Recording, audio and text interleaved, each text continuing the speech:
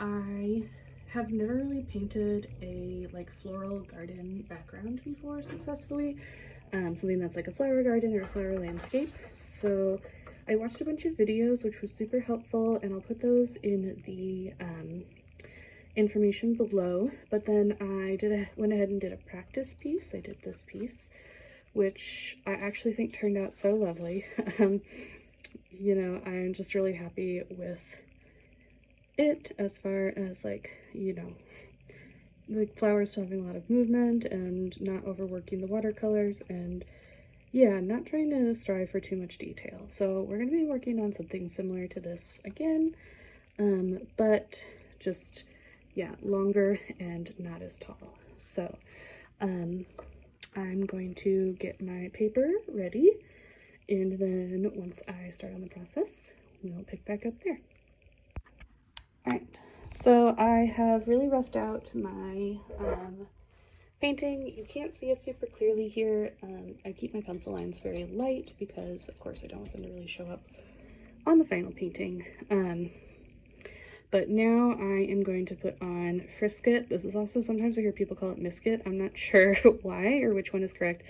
But anyways, this is like it's like a liquid, and it dries to become a rubber that sticks to your paper. And so then it just, if you've never used this before, when you watercolor over it, it repels the water.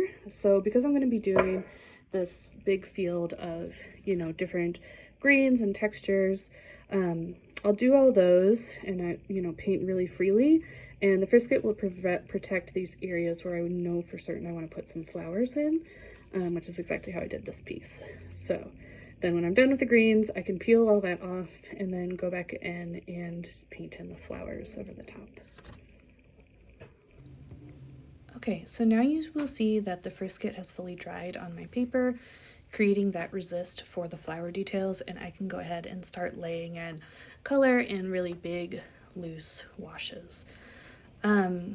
You'll see as I work through this painting, there's going to be a few different layers of color.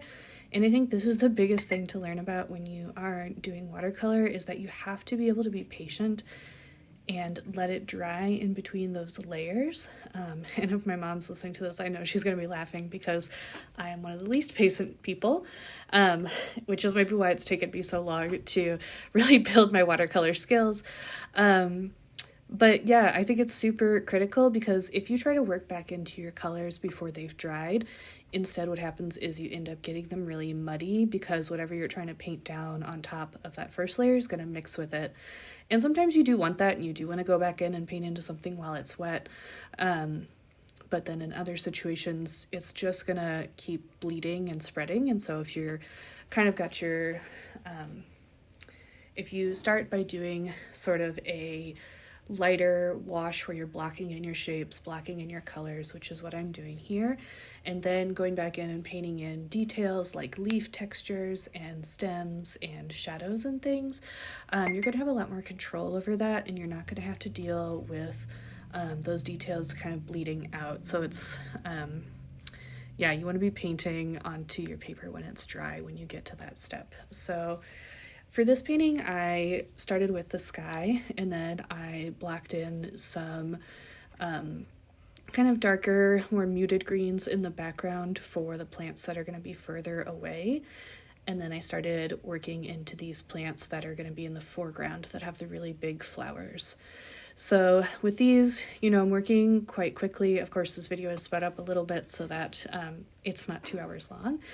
But you know, I just know that I want what general colors I want for each plant, partially from the other piece that I did, and also, you know, just, you know, kind of having a vision for how I want the painting to look. So one of the things you'll notice as I go along is that I am trying to alternate values and warm and cool greens here. So the first painting I painted is kind of a brighter, warmer green.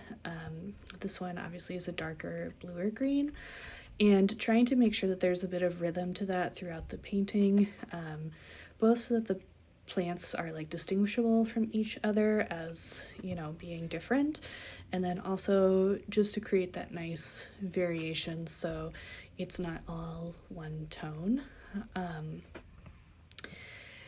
Yeah, so I just think that's really important. For this plant here, I am starting to kind of add in a little bit of, you'll see I'm drawing all my shapes in a specific way because this one is going to be a lot of like grass stalks, and so even as I paint it, I'm trying to start to kind of establish the specific, like, more grassy shape of this one as opposed to the other ones, which I know are just going to have more leaves coming off of the stalks. And then as I get closer to the bottom of the plants where they're touching the ground, I'm going to try to add in some shadow so that it has that sense of depth where the top of the plants will end up being a little bit lighter, the lower parts will end up being a little bit darker, and just helping to create that sense of depth and reality.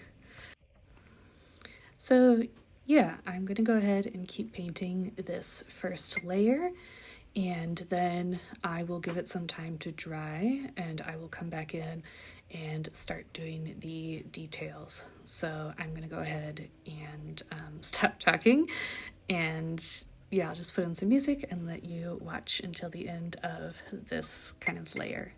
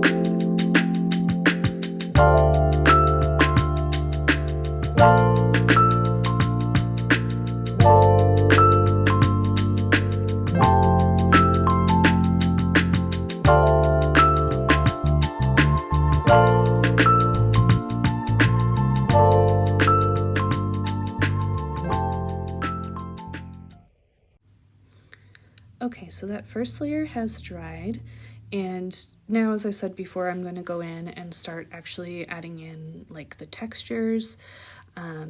So the leaf shapes, the stems, more of the shadow, and really starting to build up each plant so that you have a mix of values. And yeah, just really capturing, like, you know, they have different stems and leaves and shapes, and so working with color and brush strokes to capture and kind of define those to really create that fun garden feeling. So between while I was waiting for the first layer to dry and this, I'm actually not very patient as a person. Learning to wait between my layers of watercolor has actually been really hard.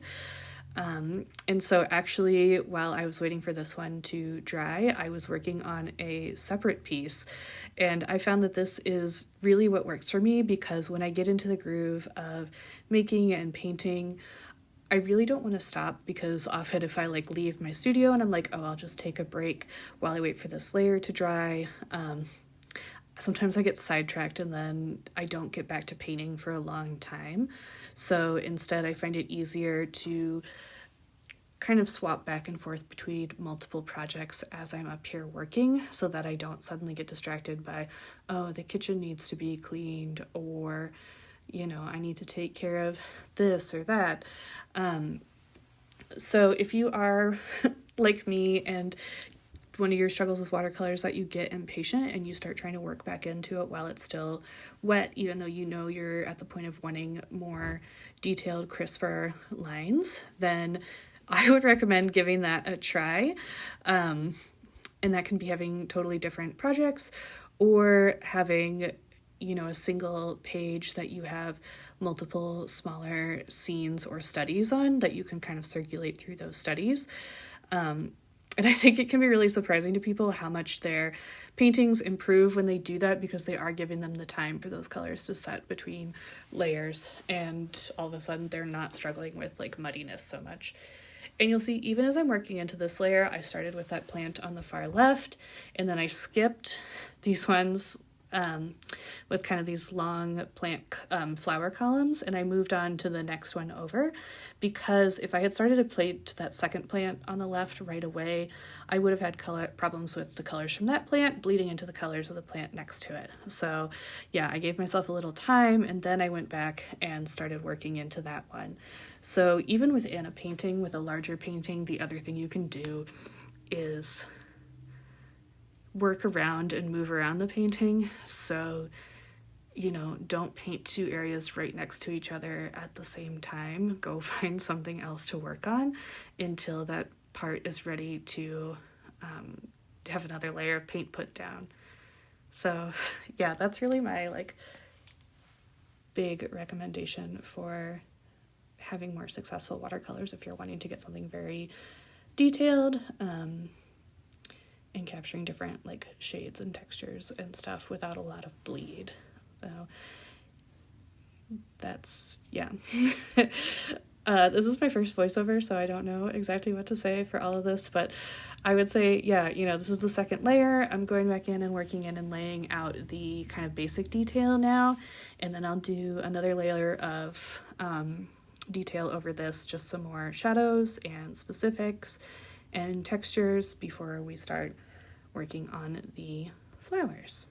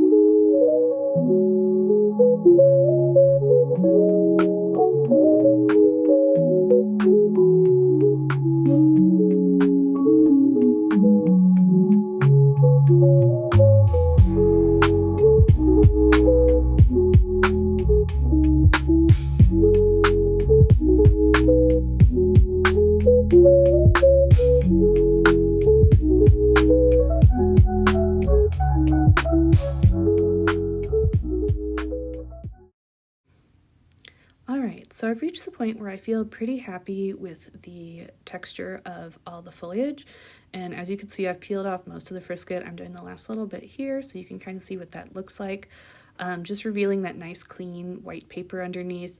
And my frisket wasn't perfectly solid, and for me that's a little bit intentional, especially for these flowers, because I think often you can catch glimpses of the foliage through the blooms of the flowers, and also with some of these it's just not gonna matter too much to have a little bit of that green in there. It'll blend in, wash in, but yeah, it's not a big deal, and having these really clean, crisp whites to paint into just makes me so happy. I know I could do the flowers with gouache, and I did in fact try that on the first one for one of the flower sections, but I hated it because I just felt like compared to the luminosity of the watercolor, the gouache flower just was not, it didn't have the same level of vibrancy, so I kind of wiped it off and replaced it with watercolor. And yeah, I mean, I think for what I was doing here, I wanted that looseness and the flow and the beautiful transparency that you can get with these paints. So yeah, now that we have finished the background, we're working into all the flowers, so I'm keeping them pretty loose. Probably when this is fully done, I'm going to do just a little bit of detailing with colored pencil to help it match the other part of this project, but not a lot. This is actually going to end up being more of a background, so yeah, I don't want it to be too detailed, and I think in the end I may even end up just reducing the opacity of this painting some so that it's not quite as vibrant, but I really wanted it vibrant, so that I have more ability to play with that and make that decision at the end, instead of trying to make something at the right level of darkness from the get-go, just in case. I don't know how I'll feel once I start putting the elements together that I'm working with. So yeah, painting the flowers in the foreground, and then after I finish that, I'm putting in kind of hints of those same flowers in the background. They're going to be darker because they don't have that white underneath them, but again, that kind of adds to that sense of distance. And I'm also trying to make sure that I'm not directly stacking like the tiny red flowers behind the big red flowers, and instead mixing them in so that you have more of that sense of kind of a free, loosely structured field of flowers, and not so much like a really intensely organized arrangement. I just like that better, and you'll see, I'll put the link in for one of the videos I watched. I watched somebody else doing kind of a similar thing and just really liked the way that it looked. So yeah, kind of learned that from also watching other people's videos, which I think is one of the reasons I'm really excited to be making my own videos, is just that I have learned so much from watching other artists' videos, which I think is so funny because there's a lot of stuff I can't learn from videos. I'm not very good at processing people talking in videos and then like remembering it and learning from it, but I'm really good at processing, I guess, visual information this way. So being able to watch the buildup of somebody else's paint and how they use colors and how they use their brushes, and yeah, just kind of like the techniques that they're using, that's been really helpful for me. So yeah, just I think that's, yeah, really excited to be getting to be part of that, and I hope that there will be people who watch my videos and find them helpful and get to learn from them, and it helps them in their own art, because we're all gonna have these struggles. I've certainly had these struggles with figuring out how to do things, and I love a video as a teacher for something artistic. So I just have to say, these purple flowers, both on the first painting and on this one, are probably my favorite. They're so loose, but I feel like I really managed to capture the way that those flowers look when they're those flowers where there's like a long stalk and then dozens and dozens of the same flowers kind of climbing up the end, kind of mounding over each other. They're some of my favorite flower shapes, and I am really glad that I didn't get too like heavy-handed with trying to get them really detailed and kept them very loose. I just think that they turned out pretty well.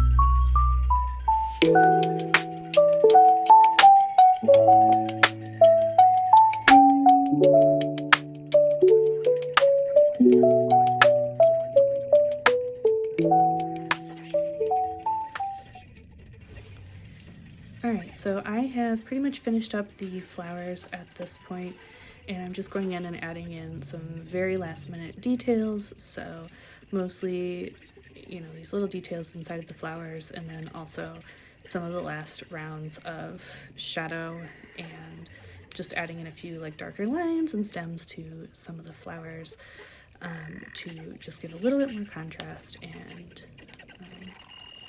yeah, the detail that I really love having. So this was my first experience taking video of an entire painting, like a large painting like this, and turning it into, you know, a YouTube sort of paint with me. The original video was over 2 hours long, or around 2 hours. And I managed to get it down to what I think is a very reasonable 29 minutes while still letting you see a lot of the different steps and details and how I build my layers of watercolor to create paintings like this.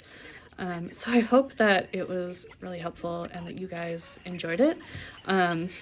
Please feel free to leave me comments, send me messages, follow my channel. I have to say that, you know, I, in the last several months, have made a lot of like reels on Instagram and short form video, but these are my first 2 long form videos, and I just find this to be so much more fun to create and so much more fun to share. So I think that there will definitely be more videos on my YouTube channel. So if you're enjoying this, like, and you have specific things you want to know about my art, like, please let me know. And here is the finished painting. I'm so excited for what this is going to be, so please stay tuned, follow me on my social media to see the end result of this project.